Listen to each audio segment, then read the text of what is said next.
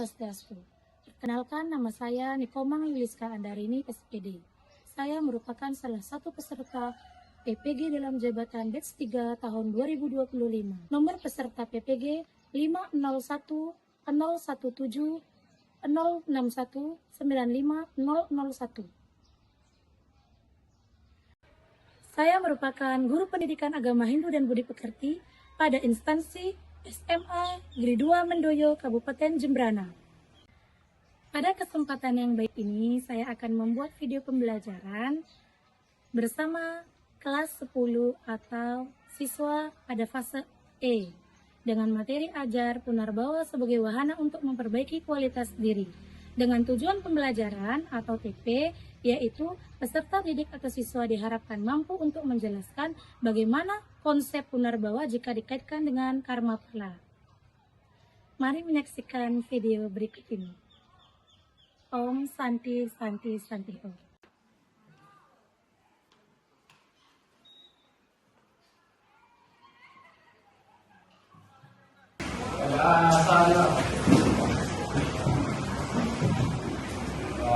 Jadi Om Swastiastu. Nah, sebelum memulai pembelajaran hari ini, ada baiknya kita harus berdoa terlebih dahulu.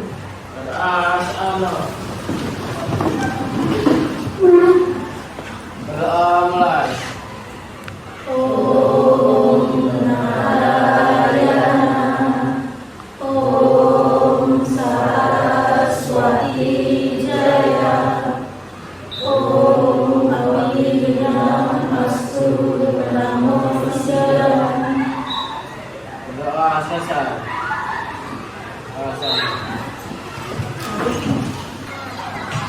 Selamat pagi anak-anak.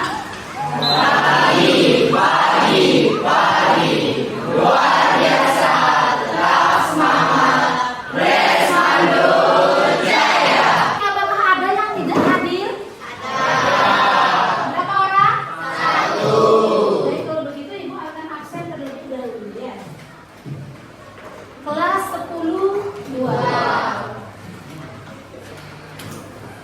Yang saya sebutkan tolong angkat tangannya. Karissa Valerina Lado, Kadek Wija Dwi Prasetya. Hari ini tujuan pembelajaran kita yaitu anak-anak diharapkan mampu untuk menjelaskan bagaimana konsep Punarbawa jika dikaitkan dengan karma pala.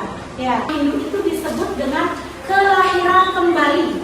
Ada kira-kira yang masih ingat kelahiran kembali itu apa namanya? Ya, kelahiran kembali atau reinkarnasi itu merupakan istilah yang disebut dengan Punarbawa. Ya, jadi dalam agama Hindu, Punarbawa itu merupakan bagian dari apa? Ajaran Pancasrada. Ya, benar sekali. Ajaran dari Pancasrada. Nah, jadi sebenarnya materi yang akan ibu bawakan itu adalah Punarbawa sebagai wahana untuk memperbaiki kualitas diri. Sebelum ke intinya, nah, ibu mengingat kembali Pancasrada itu apa? Pancasrada merupakan apa? Panca artinya? Serada artinya?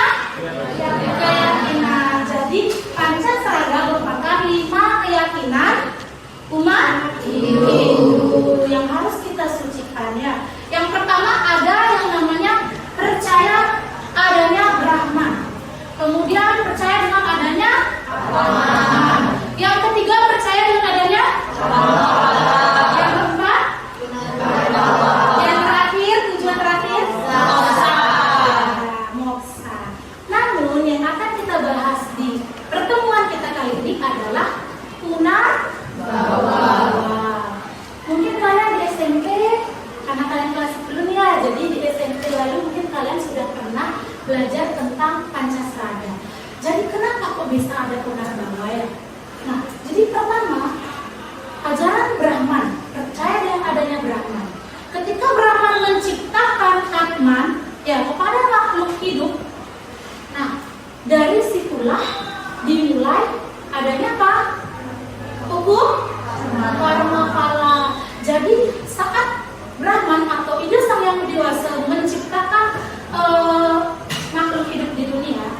berarti karma kala itu sudah mulai berlaku. Ya. Nah, sampai di situ setelah adanya karma ya dari perbuatan-perbuatan kita, nah otomatis akan berpengaruh dengan terjadinya punarbawa, betul sekali.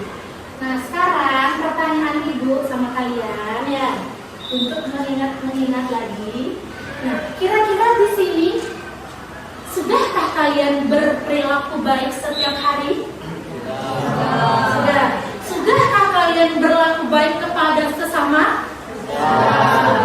Coba Ibu tunjuk satu aja ya. Atau siapa yang mau angkat tangan contoh perilaku baik? Coba. Ya, kamu contoh perilaku baik ya. Yang sudah kamu lakukan di sekolah. Saling? Ya, saling menyapa, bertegur sapa dengan teman. Itu termasuk contoh perilaku baik. Ya, dan mungkin kita itu ketemu sama orang, kita ke atas ya wajahnya seperti orang yang sombong. Otomatis ketika kita seperti itu banyak orang yang tidak suka dengan kita. Tapi kalau kita bertegur sapa, jadi pasti kita banyak memiliki teman. Benar sekali. Ya, Ibu percaya di sini semuanya pasti sudah berperilaku yang baik setiap hari ya. Nah, sampai di sini dulu ya untuk pembukanya. Sebelum kita lanjut ke inti, ya inti dari pelajaran ini. Nah, sekarang Ibu ini mengajak kalian ice breaking dulu ya, yaitu bernyanyi. Satu buah lagu yang judulnya Punarbawa. Jadi biar kalian itu tidak tegang dalam belajar. Ya, baik. Bisa kita mulai? Bisa. Lihatlah hidupku penuh warna-warni, itulah karma yang kualami.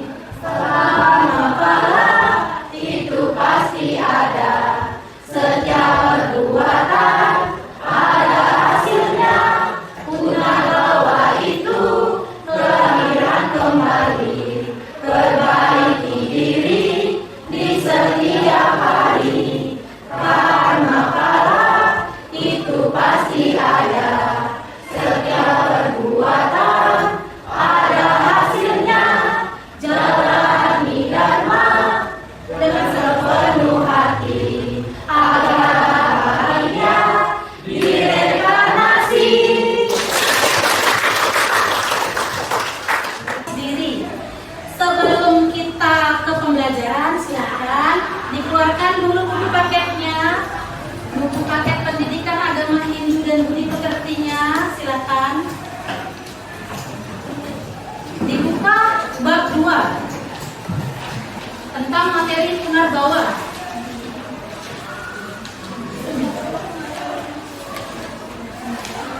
Sudah? Sudah anak? Baik. Nah, jadi di sini Ibu akan menjelaskan apa itu punarbawa. Tadi ada yang bilang punarbawa itu merupakan kelahiran kembali. Ya, kelahiran kembali atau reinkarnasi yang merupakan bagian ke berapa? Keempat dari panca. Benar sekali. Nah, punarbawa adalah konsep kelahiran kembali. Kita bisa diberikan kesempatan menjadi orang yang lebih baik dari sebelumnya. Jika kita mendengar materi ini, kata-kata dan kalimat ini, kita ingat dengan bagian dari karma kala. Ya, ada berapa bagian karma kala? Ada 3. Yang pertama ada sancita karma kala, yang kedua ada prarabdha karma kala, dan yang ketiga ada kriya karma kala. Masih ingat ya anak-anak? Masih. Baik.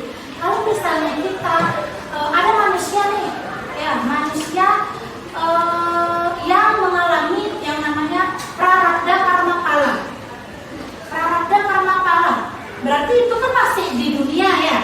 Apa yang kita kerjakan di dunia, kita terima hasilnya pada saat kehidupan saat ini. Ya. Nah, diibaratkan seperti kertas putih yang kosong. Ya. Jadi itu benar-benar tidak ada nodanya. Kemudian kertas tersebut dicoret-coret. Semakin banyak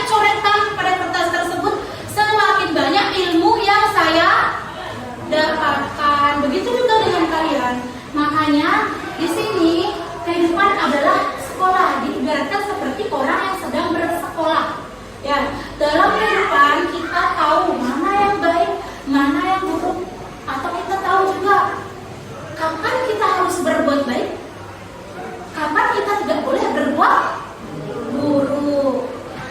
Baik, lanjut. Tadi kenapa Punarbawa dikatakan kesempatan baru? Jadi kita bisa memperbaiki diri, mengubah kebiasaan buruk dan mencapai tujuan yang lebih tinggi. Ya. Nah, di sini Punarbawa sebagai siklus pembelajaran. Setiap kehidupan adalah kesempatan untuk belajar dan tumbuh. Kesalahan di masa lalu adalah pelajaran untuk masa depan. Ya. Baik, siapa yang mau kasih ibu contoh? Mengapa setiap kehidupan adalah kesempatan untuk belajar dan tumbuh? Kesalahan di masa lalu adalah pelajaran untuk masa depan. Siapa yang mau kasih ibu contoh? Silakan, namanya siapa? Kania. Silakan Kania, contohnya apa kira-kira? Jadi untuk masa sekolah misalnya kita dulunya sering nonton terus ada tugas nonton terus nanti kita kedepannya nggak tahu apa-apa. Iya, itu termasuk karma dan konsekuensinya. Setiap tindakan memiliki dampak baik, positif maupun negatif. Kemudian karma baik membawa kebahagiaan, karma buruk membawa penderitaan. Nah, dari penjelasan ini kalian pasti sudah paham ya. Dalam hati sudah membayangkan. Jadi apa yang kita kerjakan, misalnya itu kebaikan, pasti hasilnya akan baik. Dan karma buruk berarti mendapatkan hasil yang buruk. Nah, itu sangat berpengaruh dengan yang namanya apa? Siklus Punarbawa. Bagaimana karma memotivasi kita? Nah, karma itu bisa mendorong tindakan yang benar dan etis. Ya, jadi manusia itu dimotivasi untuk selalu berbuat kebaikan. Takut dia sama karma palaya, takut mendapatkan hal-hal yang buruk. Jadi termotivasi untuk selalu berbuat kebaikan. Contohnya,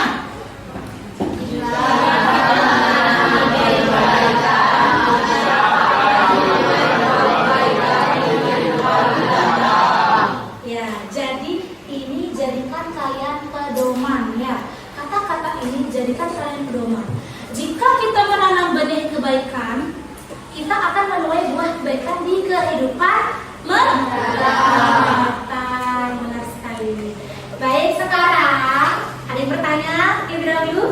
Tidak. Ibu rasa kalian sudah paham ya, sudah banyak ibu menjelaskan materi. Sekarang kalian membentuk kelompok. Ya, membentuk kelompok masing-masing terdiri dari 5 orang atau 5 siswa. Ya, silakan dibentuk dulu kelompoknya. Nah, di sini ibu akan membagikan LKPD.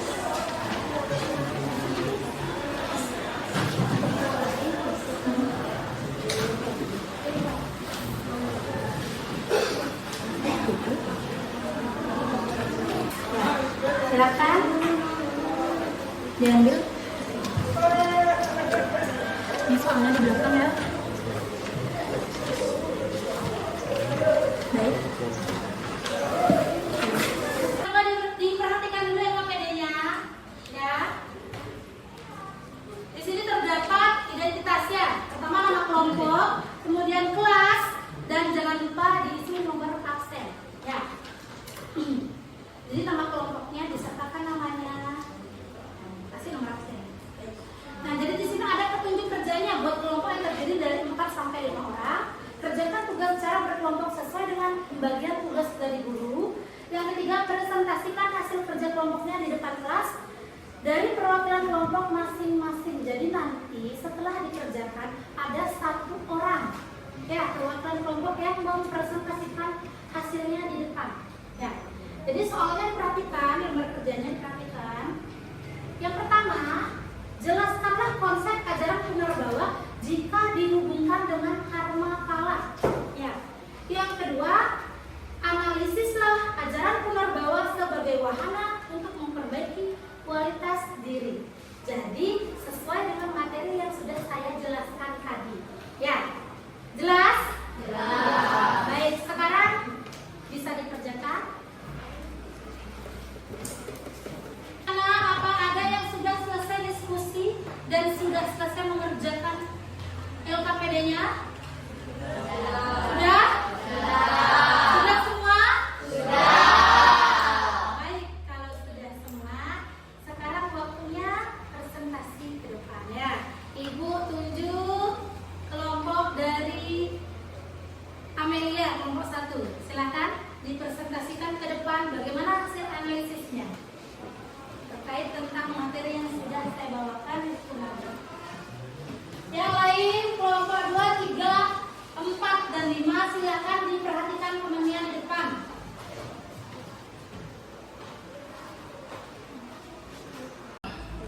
Silakan kerjakan yang baik. Sudah sampai mana?